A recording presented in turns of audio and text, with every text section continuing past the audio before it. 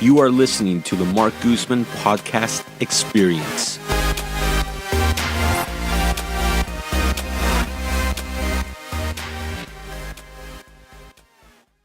Hello, podcast listeners.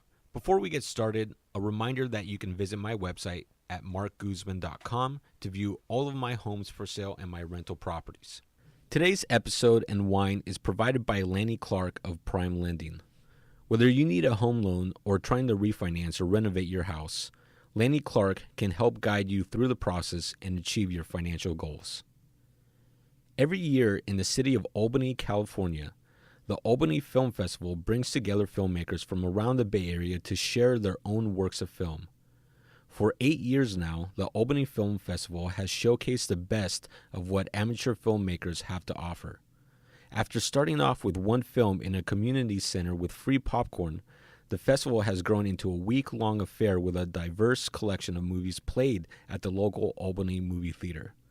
Today we welcome Naomi Sigal, the coordinator for the festival, as well as Jack Kenny and Ellen Toomey, to talk about how the festival has grown and how it impacts the community.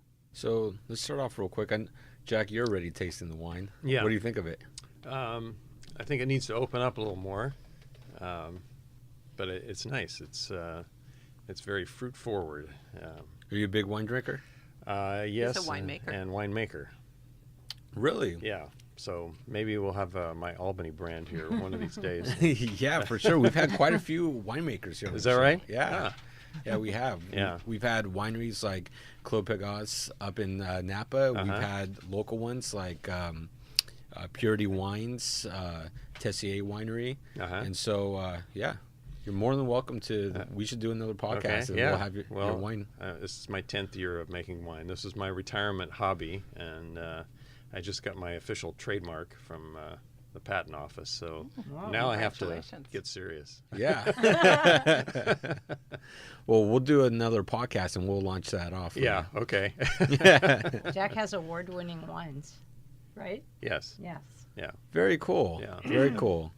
So, Sam, we got to get him back on the podcast for that. We'll see how I do at the State Fair. Yeah. Ellen, what do you think of the wine? It's intense. I mean, it'd be beautiful with,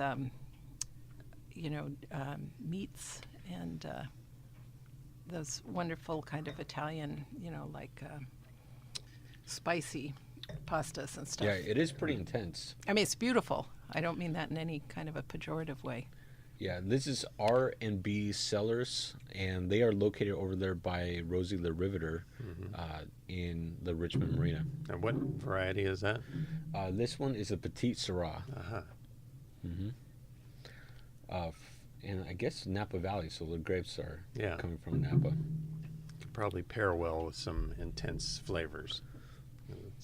Yeah, I would imagine that would go really well with duck Uh-huh. if you're a meat eater. Yeah, or lamb. Yeah. Or some cheeses. Yeah. Or popcorn. Maybe nice little movie too. Yeah. Okay, so let's get started. So, Naomi, Albany Film Festival. And why don't you describe a little bit about Albany Film Festival, how it started, how many years you guys have been really putting this production together, and then we'll dive into all the really neat stuff and movies and all that. Well, this was our 8th year. We started in 2011. And we were on the City of Albany Cable TV Committee, back these many years ago when there was such a thing as local cable TV. Still is, right? Kind of. Yeah. And we were racking our brains trying to figure out how we could get some local content for our TV station because we couldn't seem to get people interested in making things and contributing them. And Some of us tried. We tried hard. Yeah. We tried hard. We made our own. Jack and I did make our own. Yeah. It played like 117 times on the cable channel. Yeah. But then that was nobody followed our sterling example, and we just sort of jokingly came out with the idea of, let's have a film festival, and then people will send us their cell phone videos and their whatever, and we'll put them on. And then we had a staff member there from the city, Anthony Marchitello, who is the co-writer of Turn It Around about East Bay punk. Yeah, we had him on the podcast, which is Right. going to air next week. Oh, cool. Yeah. There you go. Yeah. So he was a filmmaker, and he said, "Oh, I know how to make a film festival. Let's make it a real film festival." And he, hooked us up with Without a Box, which is what filmmakers were then using to submit their films, and it just sort of took off quickly. It became really popular really fast. So this is your 8th year. Mm-hmm. Compared to your 9th. compared to your first year, I mean, where did you start off year number 1? What was the venue? Was it the community center? Yeah, Yes. it was a community center. First, Okay. 3 years, 4 years? 5 years. 5 years. The first 5 years were there. Okay. So we've had 3 now at the Landmark. Yeah, that's right. So what was it like that very first year to do it at the Albany Theater? To do Like, it at the community center? Well, no, To to transition jump from the community center Huge. Oh, to it was the movie quite a theater. jump. Yeah, it was a big jump. Yeah, both for the audience and for the filmmakers, because and for us, it was the first time to see a lot of the films on a really big screen, and for the filmmakers, I think they got a thrill out of seeing their film in that venue, and we did too, because we got to see films. The true nature of the film came forward in a bigger venue like that, and I think the audience responded well because of that. So what's been one of the films that have really stood out to you over the 8-year period? I'm sure that's a tough. Yeah, that's a a tough. one. We had one a couple years ago that won Best Documentary. That was from China, and it was called My Dad's a Rock Star. That's one of my favorites. And the woman who made the film, her dad was a really big rock star in China. And he had a stroke, and it was just all about his recovery from his stroke and how he used his sort of rock and roll lifestyle to get himself to recover. Mm-hmm. And also the politics of being a rock and roll person in China and how hard it was. Yeah. And even though he was this older guy then, they had been very counterculture and bucked a lot of political and structural challenge. So Sam and I attended a screening of Turn It Around one of the days, and the turnout was really great. I mean, it was completely sold out, Yeah. right? Pretty much. Yeah. So let's go ahead and recap the attendance. What was this year like? What made this year special? In terms of attendance? It could be attendance. It could be anything. I think more people knew about it and were waiting for it to come back, and had a lot of the comments we got about how people heard about it was, I heard it from a friend. So I think there's a lot more word of mouth about it now, and there seemed to be just a lot more excitement and expectation about what they might see and that they were going to have a good time. The film, I was going to say, it started off originally as a short film festival. No film could be longer than 30 minutes. And the competition for films is still that way, but the way it's evolved is there's the all-day showing of short films, some of which are in competition, some aren't. But we also have these theme nights now that we've added to that. So the Turn It Around night was one of those theme nights, a music night. And we also have an environment night. This year we had a science night.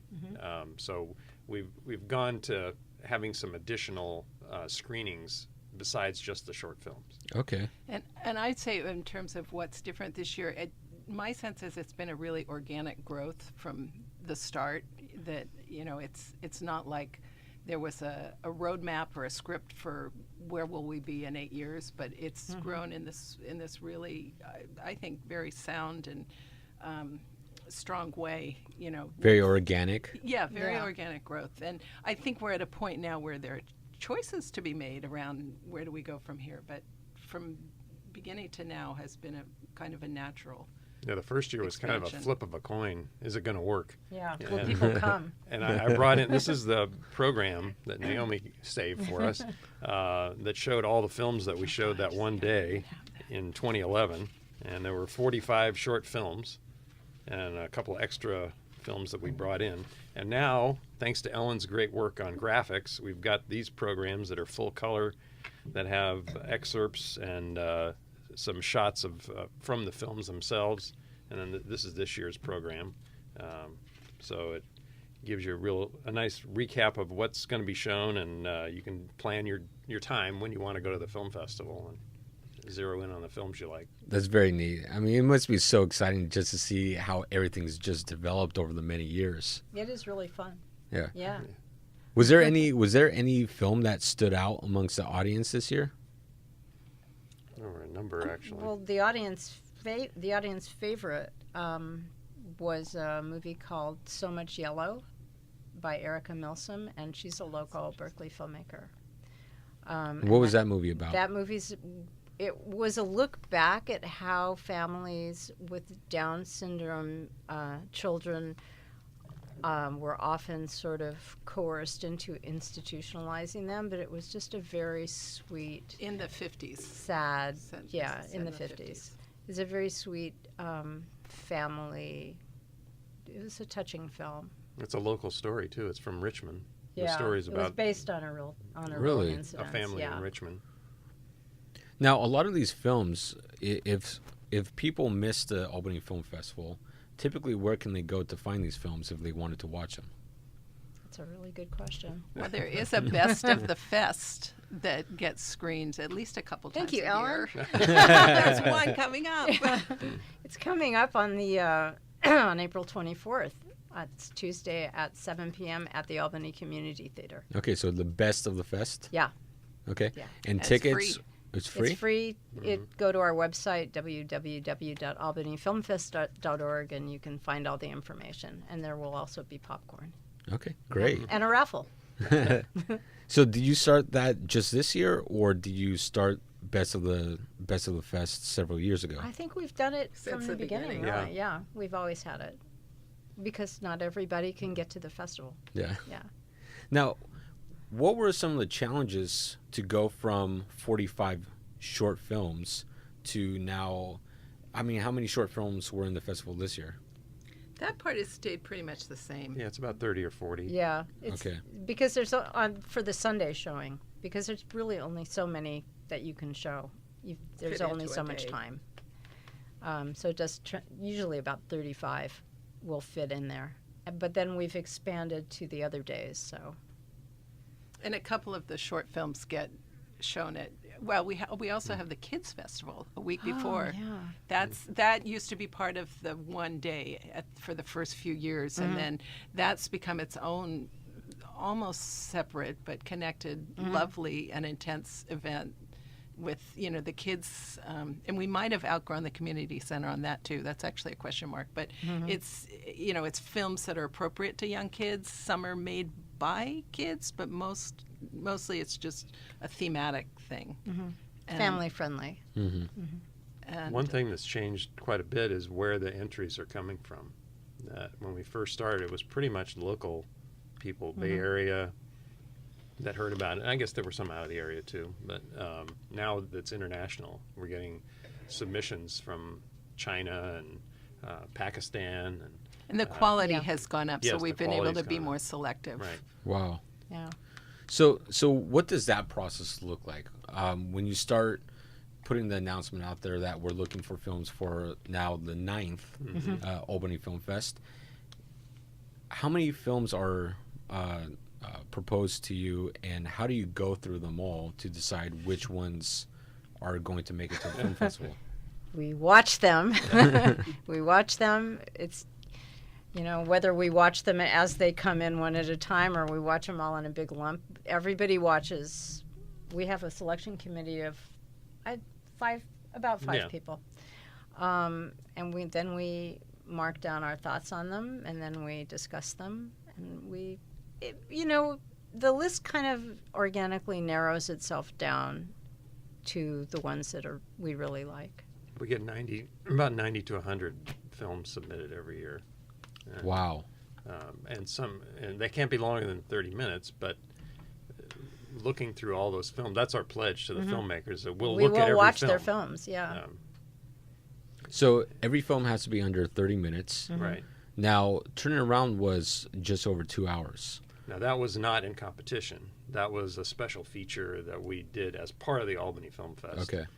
Like we did with the Environment Night and with the Science Night. We had some special movies that weren't short films that we had for our audience. And part of that is, I think, part of what has evolved to be sort of a mission of, we want to include maybe underrepresented communities or people who don't get, as much play out in the world. And that's like you were asking about women-made films, and we want to show underrepresented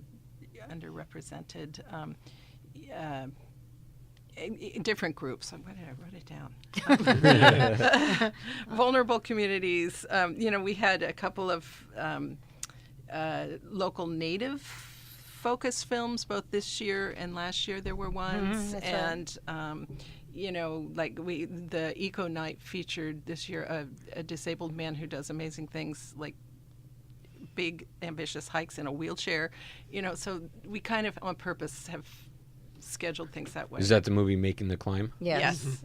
And Four Wheel Bob was the movie. And then the other third thematically programmed night was about pioneering woman scientist who did this amazing brain research at UC Berkeley and was kind of under the radar until fairly recently. Now, was that the brainwaves? Yes. Yeah. Okay, My Love Affair with the Brain. Yes. Uh-huh. Okay. All of those films are fantastic. Yeah, I'm looking at the program right now, and the very first day was a kids' matinee. Right. Yes. Right. Yeah. Very popular. Super successful. How many children do you have show up for that one? We had about 200 people show up for that one. Some of them were children. Wow. Some of them were their parents.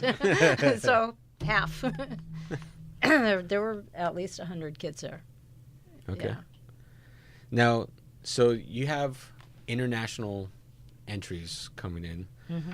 You're spending all this time watching all these different movies. You mentioned that you kind of rate on how you enjoy these movies, but you must do a lot more than that. I mean, you were mentioning the research behind who was a filmmaker. Do you look at who produced it? I mean, and what are the specifics that you're really looking for in a movie? Well, there are categories that they have there. Yeah. You can. Yeah. Well, go ahead. Well, I don't. There are several different categories. There's like tiny movie, which is up to how long? There's a tiny movie is 3 minutes or less, and we have narratives, documentaries. Two different kid age categories: a younger kid and an older kid, but all under 18. And fiction or documentary, narrative or documentary, and animation. Yeah. So there's already some natural thing, but personally, when I was thinking about this, I was thinking about. I think one of the things I've learned is just a certain honesty or authenticity. That you kind of get a sense when you watch a whole bunch of them of things that ring true or seem a little forced or artificial or you fake. Find yourself saying, I've seen this before somewhere, then that's not a movie that we want. Okay. We like originality, but good originality, not just for the sake of doing something new. Mm-hmm. It isn't really something you can put into words. It's hard. I would say it's a very it if you see it. Especially at the rate of the number of movies you're watching every single year, just for entries alone, you would be able to identify things a lot easier. You can, you say, oh yeah, this one. I mean, some of them surprise you if you keep watching them. You go, oh, that really went somewhere I wasn't expecting. I think we want films that look good, have good production value, and will go over well with our audience. And I think over the years we've kind of gotten an idea of what films people like.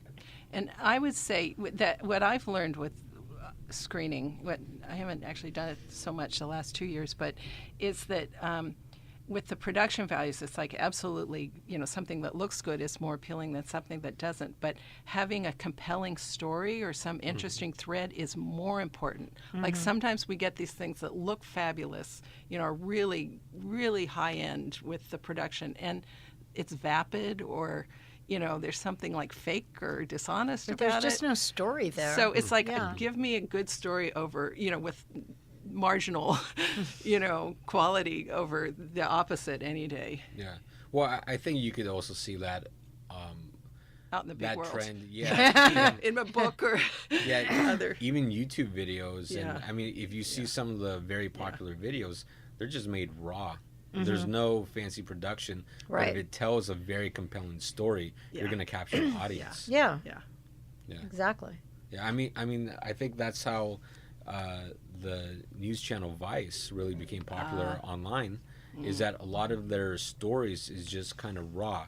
Now they've become a lot more produced, but it's still very raw feel to it. We had a story from Vice. Was that last year? Oh, Yeah. that was fantastic. Yeah. About Berkeley Berkeley. High, the football team, and it was a very heartfelt discussion they had about whether or not they were going to Take a do the knee. take a knee thing.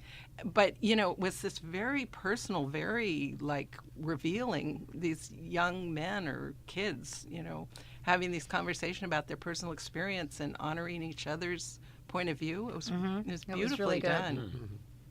I would love to watch that movie. Yeah, it's available You could online. Yeah. Okay. What was On Vice. What was the name? I'll look it up. Good job. Great, Jack. So, if someone's interested in submitting their film, what's the best way to submit it to you? We for only review? There we are two only take it channels.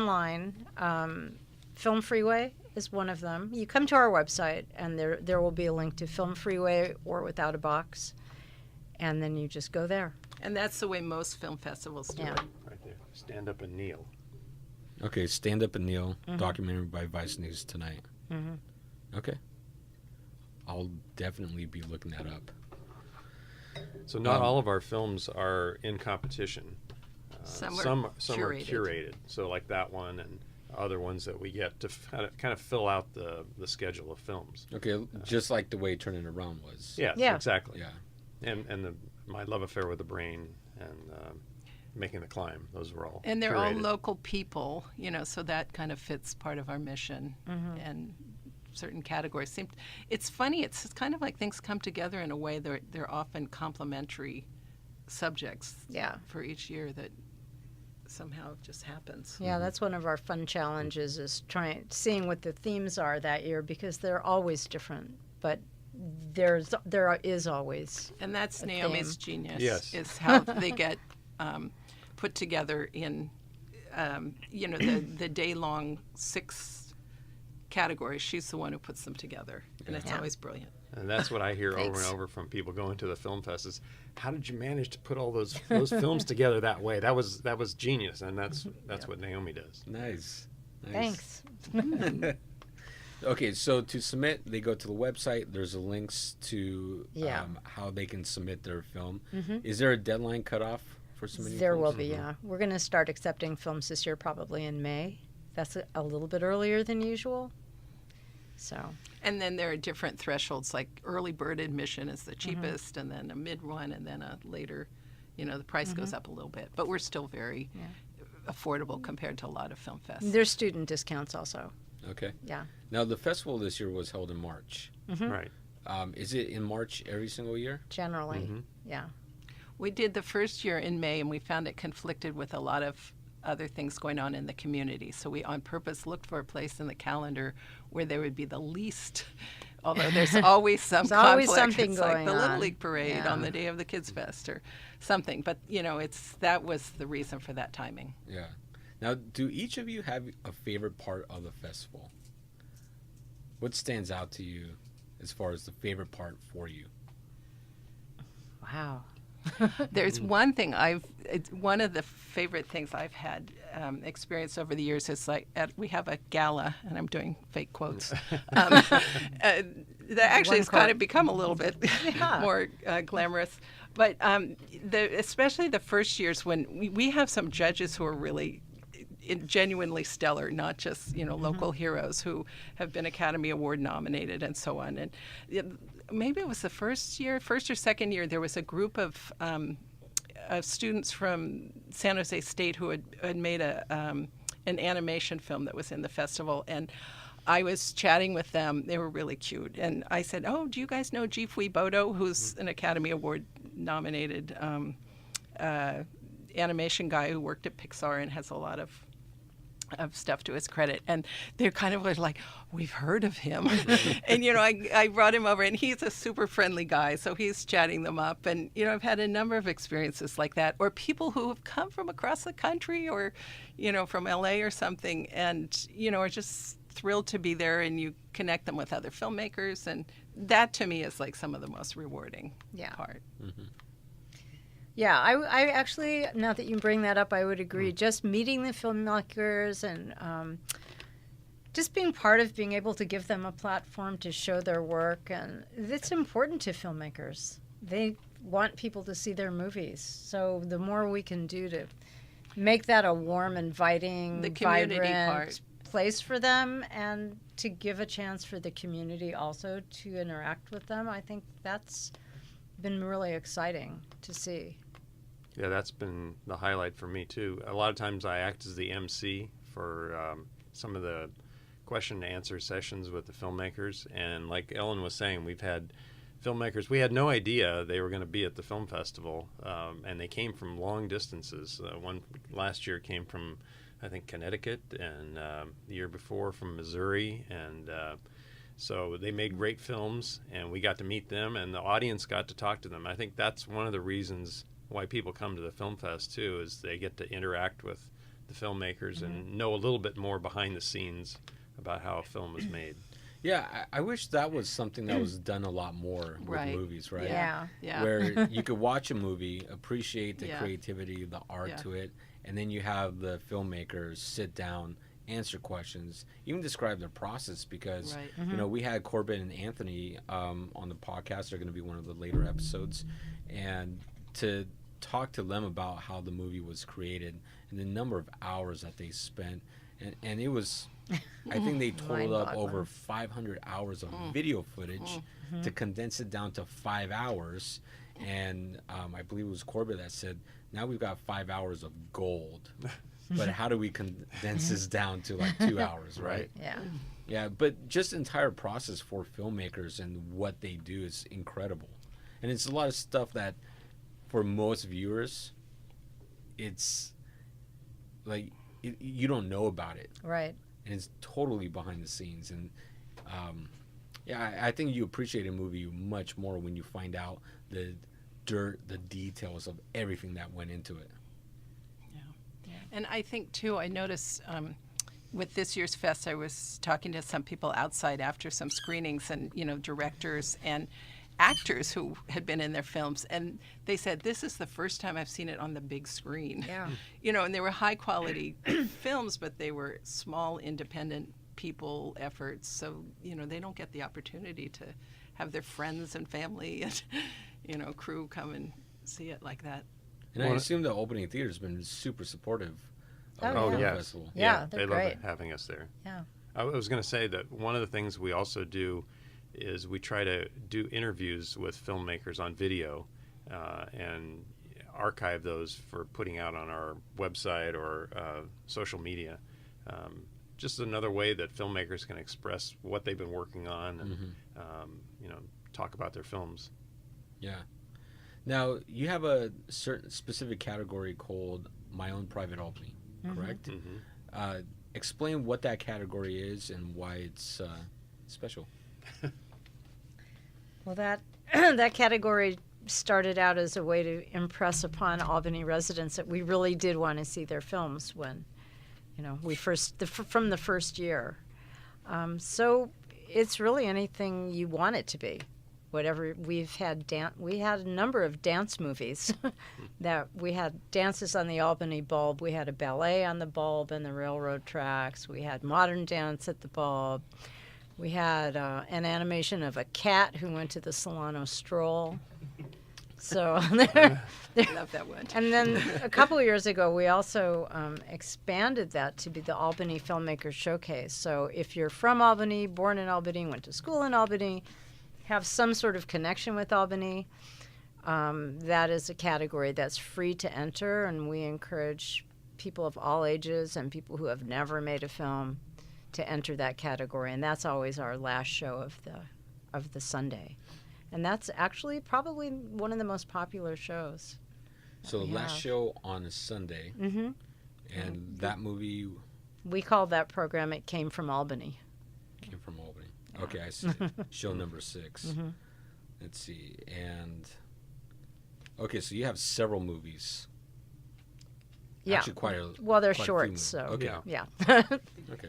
So here on the program, you even have some movies that seem 2 minutes, 50 seconds. Yeah. Some very short movies. Okay. Yeah. That's a category. Yeah, that's a tiny movie. Okay. Yep. Yeah, this is very interesting. Mm-hmm. Yeah. So. Okay. Well, one of our missions in creating the Film Fest was to encourage local creativity. So we've been trying to find ways to get people to express themselves, and so we have the category of My Own Private Albany, which is a competitive category, and then we have the Filmmaker Showcase, where you don't have to spend any money. You can just get your film on there and see invite it on your the big friends to screen. come and see it. How many filmmakers are local compared to, outside the Bay Area? Local Albany? Yeah, it could be local Albany or local San Francisco Bay Area compared to outside. Well, Quite a few. actually. This area is a hub for documentary filmmakers in particular, and has been for decades. Beyond that, I don't know. Well, we had the entire show of East Bay women filmmakers, for example. So that was all. They were from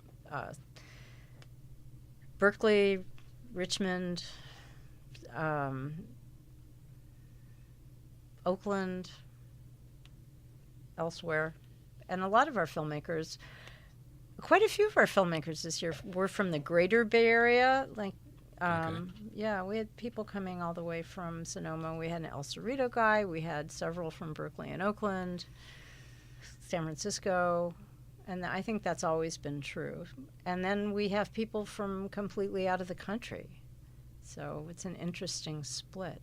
So it sounds like, Naomi, you handle the coordination of all these programs? Yeah, I do the programming. I figure out how they're going to go together generally. Okay. With consultation with others. Yeah. Yeah. So how do you do this? I mean, what are you looking for when you're putting together programs? That's a really good question. It's just it's kind of like being a DJ. I mean, you're making a playlist. It's like that. It's just a feeling for what might go together and what film might complement another film. And if you have a film that's just really sad and weepy, you don't want to just crash into it with a very loud, brash film. So it's an art. It's an art. It's like putting a menu together.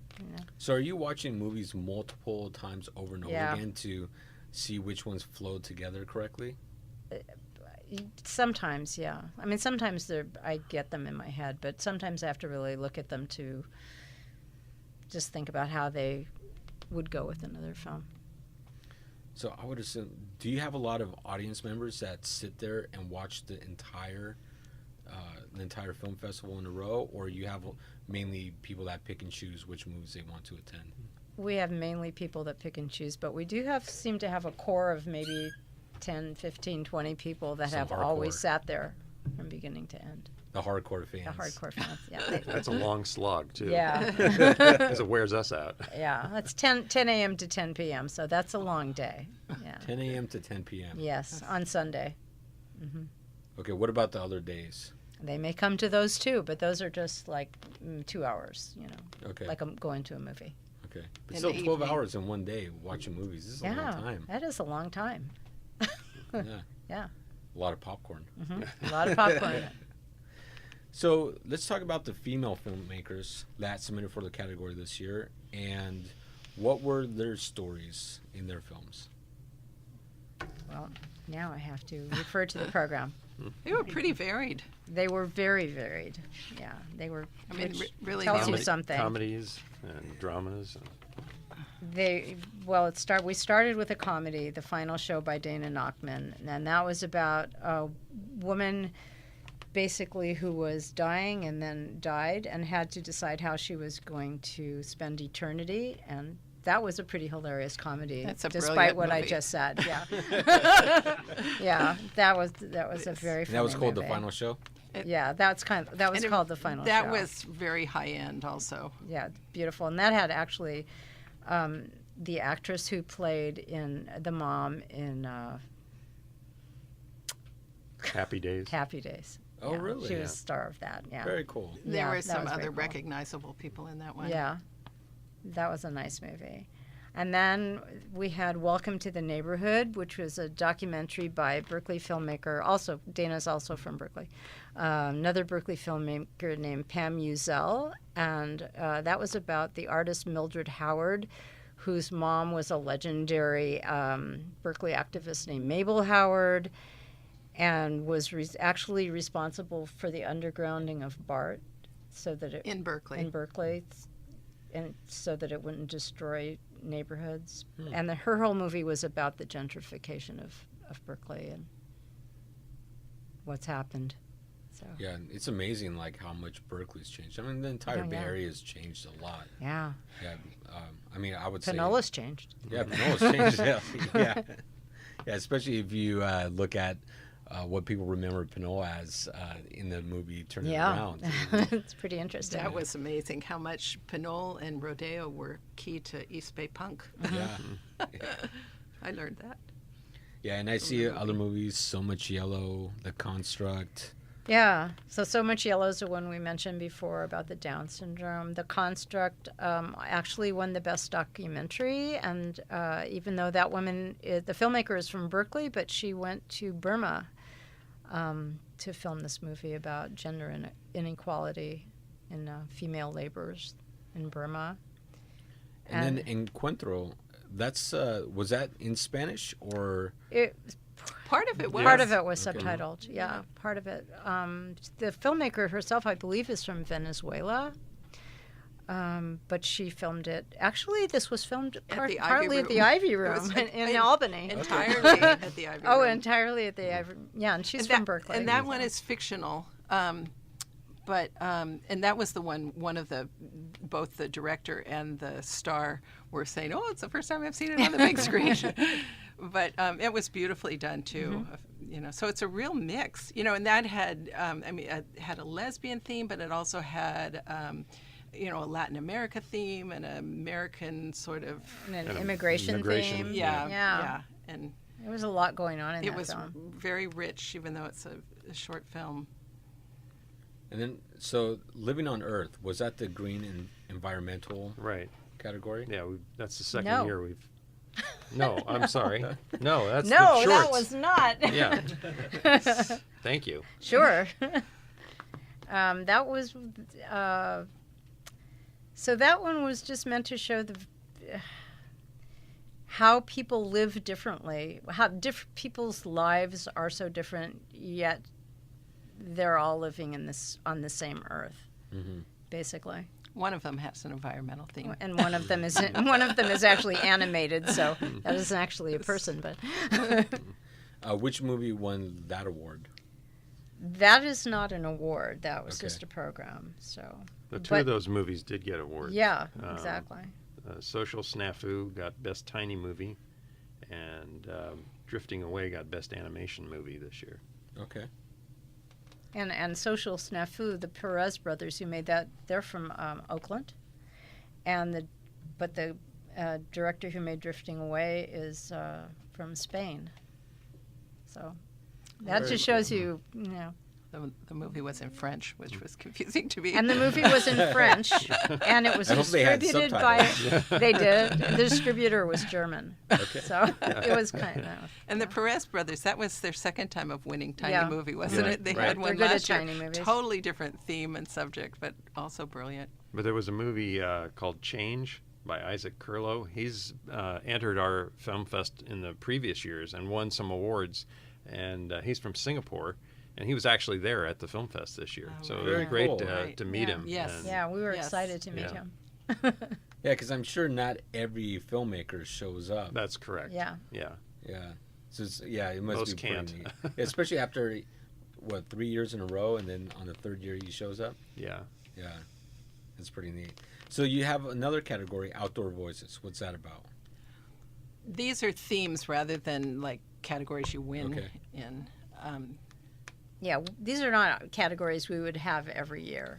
Okay. Just these are the These kind are of just themes themes. that Like the a name films fell given to into. that group of movies and Okay. how they fit Yeah. together. So Outdoor Voices, what was that theme about?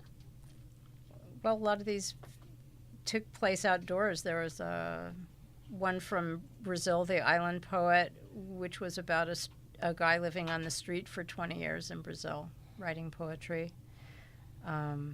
Isaac, this guy from Singapore, he made a film about a tribe of people who live in the forest in Indonesia and were losing their land to, I guess, palm oil palm plantations. Watch out. And another one was a fable about a boy living in a forest. So they all took place outdoors. Yeah. So the kids' matinee, some of the filmmakers are children, right? So how is it? And I would assume it's so cool to see some very, very young filmmakers. Who was the youngest filmmaker this year? 6-year-old. 6-year-old? Mm-hmm. And what was his film about, or her film? I think his was a film that... Was that Dunkirk? Oh, no, he's older than that. 6-year-old, yeah. His film was about a wizard living in a cave. It was just a couple minutes long. Right. And it was done in front of a green screen. I think his father's a filmmaker, so... Oh, really? Which is not uncommon. Yeah. He seemed to have knowledge about how to do these simple techniques, but they were very sophisticatedly put together. Yeah. And, it's been really cute. There's been some people we've watched grow up. Some people who submitted a film every year, like a couple have outgrown us. Yeah. But, we watched them go from... really a little kid to an adolescent. Like in Pierre's case, he would come up from LA every year, and then Dashiell, the local guy. So it's kind of amazing. We have one kid, Ben Ragasa, who's been submitting films for a really long time, and now I heard he's graduating high school and he's going to go off to USC Animation School. Wow. So. And he's great too. Yeah. And he's and some of these people, like at the Kids Film Fest, there's a Q&A afterwards, and you can see how the kids respond differently to a kid than they do to an adult filmmaker. It's just the way babies recognize other babies or dogs recognize other dogs. It's like, there's just a different interest and attention. So do you have themes already set for next year's festival? Just the same categories we always have, documentary, animation. The themes will emerge after we see what films get submitted. We don't know them yet. Although for the curated ones, it seems like we do have eco focus and a women filmmaker focus, and then whatever else kind of naturally goes with. I think our audiences really like the eco green focus quite a bit, so we make sure to make that a day. And the women's films seem to be very popular, and we're happy to support women filmmakers. So and there's just so much good quality stuff in both those categories. Yeah. So what are some of your favorite movies right now? You mean... and this is a general question. Commercial movies? It could be commercial, or it could be private films, or independent films. There's a lot out there. I tend to like independent films and ones that are more character-centered films, like 3 Billboards. I like that a lot, and things by the Coen brothers or those kind of directors. Yeah, Coen brothers, very good choice. Yeah. Also like Get Out. That's the movie that stuck in my mind. It's kind of obliterated all the others. Yeah. I saw a trailer for one from an Oakland filmmaker that's coming out. I think it's called Sorry About That. It looks hilarious and really well done. Okay. About a telemarketer. About a telemarketer. Yeah. In Oakland. Well, there are a lot of great film festivals in this area. There's the Silent Film Festival, which I was just looking at their program to choose which one. I'm going to a San Francisco Film Festival showing tomorrow night. I mean, there's just, where do you begin? And then I go to the Pacific Film Archive a lot, which has mostly, some of it's contemporary, but a lot of it is curated historical stuff from everywhere, and both classic and obscure. Sometimes it's like an Africa theme, sometimes it's, a conceptual theme of European films. And, it's once you start going with specific ones, I could be here all day.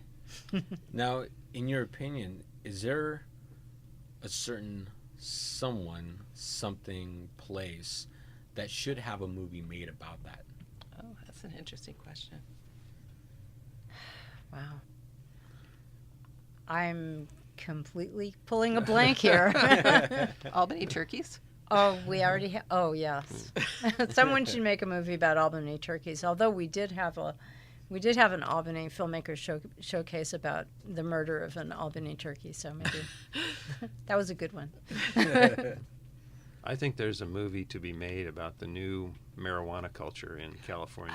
Oh, that's a good one. Yeah, especially people who grew up like I did in the 60s when it was all illegal and people were trying different things, and now it's legal and you're getting advice from people who could be your kids or your grandkids. Grandchildren, yes. Yeah, I guess a congressman who retired, Boehner, he's now... Oh, I saw that, right. Yeah, he's now on the board of directors for a cannabis company. Yeah, well, there's money What's in happening? it now. Oh, yeah. Yeah, a lot of money. And little by Yes. little, you're going to see even that get removed off Schedule 1. Yeah. And I'm sure Yeah. that's coming in the Right. next few years. Yeah. And there's some positive benefits that people are discovering too. Yeah, I mean, I just learned recently that I guess Israel is the leader in nations as far as marijuana research. Really? Yeah, and they've got all these studies Interesting. of all the benefits down to the point where they've even analyzed all the various components.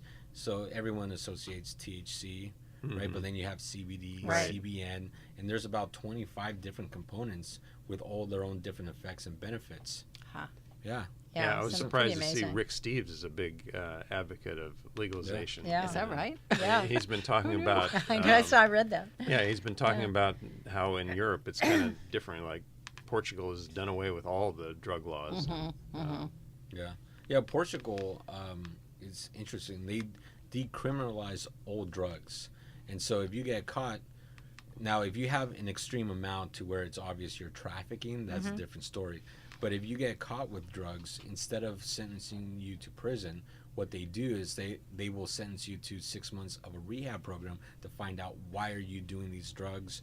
What can we do to help you get back into society? Do you need a job? Let's help you get a job. Do you need help with family? Let's get you all the financial help you need for your family. And so it's very interesting mentality. Yeah. And the number of crimes related and problems related to drugs have just dropped dramatically. That's so it's a great. very interesting concept. Yeah. Yeah. And they actually took that, I believe, from Belgium, if I'm correct. Yeah. So Portugal is the second country to actually decriminalize, and the way they process criminal activity due to drug possession is, they're the second country to do it. So they're behind someone, and I think it's Belgium. Yeah. So I got to ask, what's up with Albany Turkeys? Their population is exploding on my street. Yeah, I They're don't all know. over the place. Well, Yeah. the story I heard, when there was a big problem with them a few years ago, and there was a sort of not advertised culling.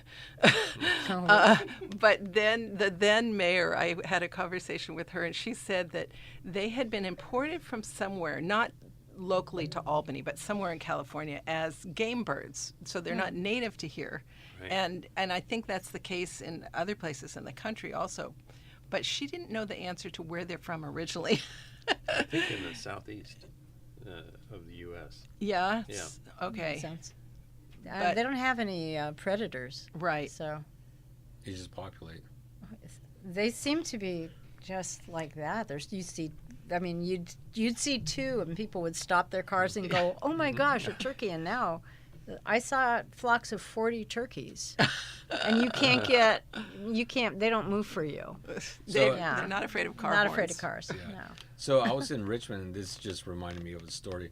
So I'm leaving, because I'm a property manager and I had to do an inspection. I'm leaving one of my apartment buildings, and I come to a stop sign, and I had to sit there for, it seemed like a minute and a half, 2 minutes, which is a long time to sit at a stop sign because, and part of it was I couldn't believe what was going on. There was a turkey, one turkey by itself, walking down the sidewalk, started to cross the street using the crosswalk. Right. I've seen that. And it's walking slowly and just across, like it knew where it's going. Yes. It crossed the street, and I just its kept bone. watching it. And it just kept walking down the sidewalk. And I'm like, I can't believe this is what I just saw right now. Well, maybe that's your movie. They're not that Yeah. Yeah. Yeah. So, yeah, it was totally funny, trippy. I was Facebooking. I'm like, you guys won't believe what I just saw. There's not a lot of open space in Albany, but where there is the Gill Tract, where That seems to be their clubhouse. Yeah. UC headquarters. Berkeley grows crops there for research, and so there must be a lot of food in that soil because Yeah. they all congregate there. Those and them and the Canadian geese. Right. So I do want to finish off here and just say congratulations to the three of you on Thanks. Albany Film Fest. Good luck in the future. I'm excited for number 9 next year. Me too. Yeah, and so I do want to finish off with a question here, because I know Albany's a very small city, but when you're in it, it could also seem very big of a city. And it's one of those cities that I think a lot of people are not really aware about here in the Bay Area, because it's very easy to pass it. You're in Richmond, and all of a sudden, quickly, it's El Cerrito, Albany, and you're into Berkeley, right? And so, but I'll mention different restaurants or places or things to do in Albany, and people are like, really? And so I want to ask you, what is your favorite spot in Albany? It could be a restaurant, it could be an activity to do. I know Albany has a lot of amazing restaurants. So what's your favorite spot?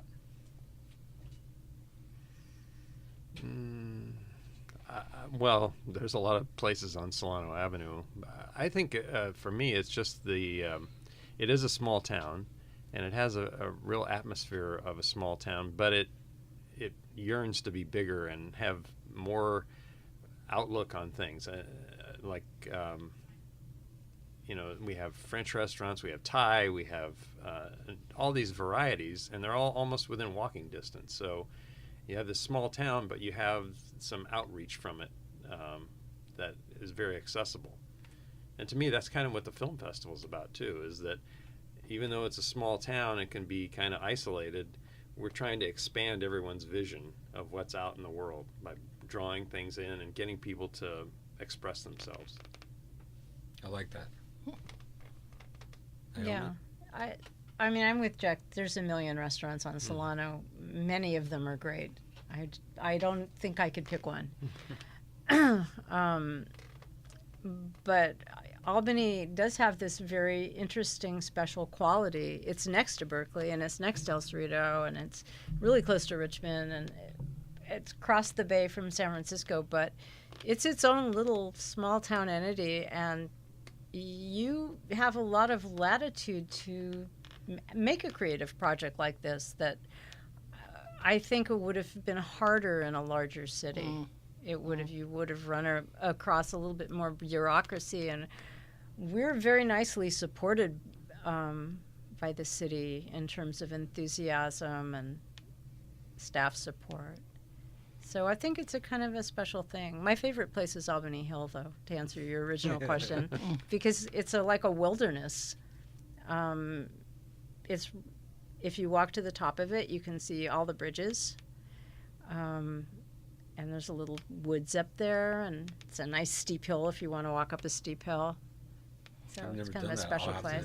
I'll have to go And check it It's out. interesting. Geologically, it's really old. Geologic- I've learned. It's like related this. to the Farallon Islands, I think. It's one of the most geologically stable places in the Bay Area. Wow. Yeah. I vote for my favorite places. I mean, I concur with everything my colleagues have said, and I love the Albany Bulb. It's this former construction site dump, going out into the bay that got, no more construction dumping there once the Save the Bay people came on board. So it's partly bioremediated by nature, and it's partly by quirky people who went out and planted things over the years. And now it's part of the East Bay, East Shore Parks District. And so there's like a little bit of a power struggle about people who want to rein in the wildness of it. And it's not just nature, but it's a place that's drawn artists, including some Albany Film Fest filmmakers, and people have created these amazing sculptures and paintings, and it's just like this like $1 million views of the bay. And I have 2 ridiculous dogs, and so I take them out there, and it's full of really happy dogs prancing around. And so it's this interesting power struggle to watch as people are kind of trying to tame it and other people are resisting that. But it's just like any season, it's gorgeous. So it's kind of a little magical that way. And it's kind of a little, I mean, it's kind of got some visibility, but it's also kind of like, people aren't aware of it. So it's interesting. It's kind of representative of some of this other stuff. Yeah. Great. Well, Jack, Naomi, Ellen, thank you for being on the show. Sure. And Thanks wish for you the having Good us. questions. Yeah, wish you the fun. best, and congratulations on this amazing success. Thanks. Thanks for the delicious wine. Yes. Of course. Yeah. Thank you so much for listening to the podcast. Thank you to our guests Naomi, Ellen, and Jack for joining us today. Thank you to our producer Sam Lubin, and a big thank you to our sponsor Lanny Clark of Prime Lending for providing today's wine tasting. For more information on what Lanny does, go to lo.primelending.com/Lanny Clark. For more information on what I do as a property manager, visit my website at marcguzman.com. I really want to thank all of you for listening. It means the world to me, and I hope today's episode provides you value in your day-to-day life. I created this podcast to help showcase the many great people that live in this world and help share some knowledge that I've learned along the way in life. Again, thank you for listening. Check out our sponsors, and I'll catch you on the next episode.